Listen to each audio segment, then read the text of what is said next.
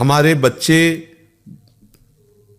अब बिगड़ने के मार्ग में खड़े हो चुके हैं, क्योंकि ना तो शास्त्र मानते हैं और ना अपने बुजुर्गों की बात मानते हैं, माता पिता बाबा दादा, अच्छा, और ना उनके संतों पर श्रद्धा है, क्योंकि बचपन से ऐसे सीरियल देख रहे हैं। अब आजकल सीरियल में किसी भी नौटंकी नाटक में फिल्म में जो संत दिखाया जाता है वो ऐसा दिखाया जाता है कि ऐसा कोई पापी नहीं होगा जैसे वो पाप करते हैं, बेविचार, वो ड्रग्स वो बेचते हैं, छल कपट सब ऐसा दिखाया जाता है। तो ऐसा होता भी होगा, क्योंकि दोनों पक्ष है। अगर असली नोट है तो नकली नोट भी है, अगर नकली है तो उसका असली भी तो होगा, क्योंकि अगर असली कॉपी नहीं हुई तो नकली कॉपी कैसे हो गई। तो जब तक संतों की बात, शास्त्र की बात और पूज्य जनों की बात नए बच्चे नहीं मानेंगे तो उनको ये ज्ञान नहीं कि मेरा हित किस में है। अच्छा, मन जो है ये बेईमान, बहुत जन्मों से बेईमानी करता आ रहा है। अब नए नए बच्चे हैं, उनके सहपाठी जो हैं, चाहे वो बच्ची सहपाठी हो चाहे बालक सहपाठी हो, उनको ऐसा संग मिला है, मोबाइल का रंग और भारी कुसंग। अब उनको ये लगता है कि इंद्रियों के द्वारा मनोरंजन करना कोई खास बात नहीं, कोई पाप नहीं, कोई अपराध नहीं और शासन कोई नहीं। भाई आप अगर बालिग हैं, आपका मन है, आप गलत कर सकते हैं। अगर कोई पूछता है तो आप कह सकते हैं सरकारी पास है, ये बात पास है, आप बालिग हैं, आप हमारे पास शासन का, हम दोनों राजी हैं, आप क्या करोगे। अच्छा, उस समय तो राजी हो गए और तब तो है नहीं, सुख है नहीं इस विषय में। फिर जब देखा कि हम जिसके लिए राजी हुए थे वही हमारा नहीं हुआ, अब क्या करें। अब उसको भय लगा कि अगर ये बात माता पिता जान जाएंगे तो क्या होगा। अब सामने वाला उसको ब्लैकमेल कर रहा है कि हम वीडियो भेज देंगे, उसको लगता है मर जाओ तो अच्छा है, नहीं हम क्या जवाब माता पिता को देंगे, क्या लोक में देंगे। और ऐसे बहुत से बच्चे अपनी जान को नष्ट कर देते हैं।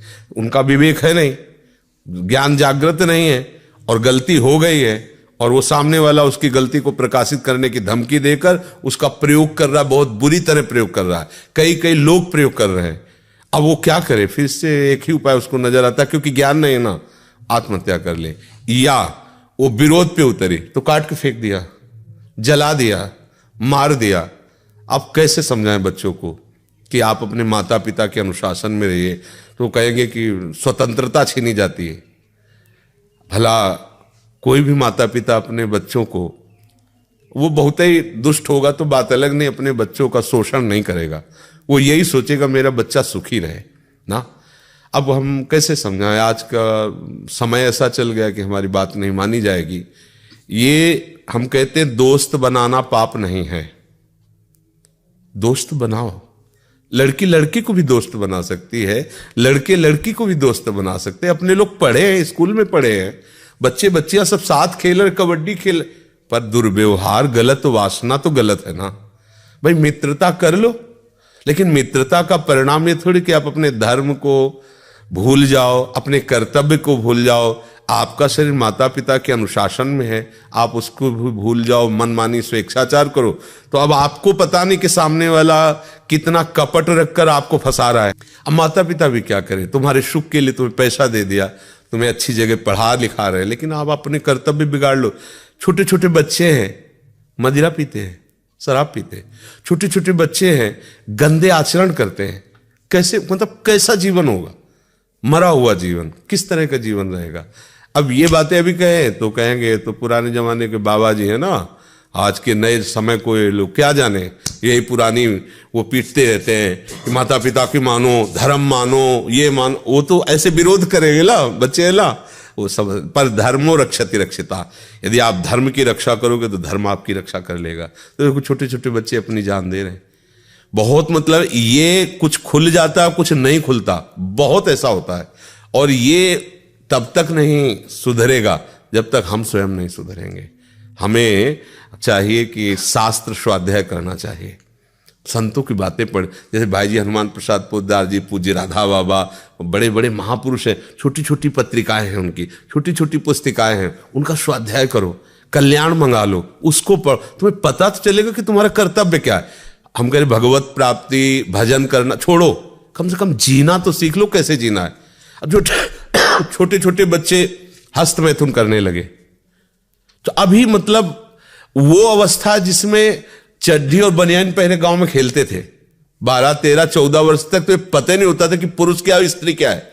गांव में कबड्डी खेल रहे, खेल खेल रहे, अब ऐसे कोई मतलब निर्विकार है, हम वो तो देखा है ना। अब अभी बच्चा है, वो 13 में पहुंचा है और ऐसे आचरण कर रहा है, आंखें धस रही हैं, खड़े होने में चक्कर आ रहा है और लघु शंका में वीर शक्ति जा रही। अब बताओ कैसे सुधार होगा? अब ये क्या बनेंगे? गृहस्थ बनेंगे, विरक्त बनेंगे, क्या बने? कुछ नहीं, केवल जीवन का नाश कर दिया। अब चाहे जितना खाए पिए, नहीं बनने वाला शरीर। शरीर ही नहीं बनेगा तो उत्साह नहीं बनेगा, उत्साह नहीं होगा तो ना तो गृहस्थी लायक रह गया।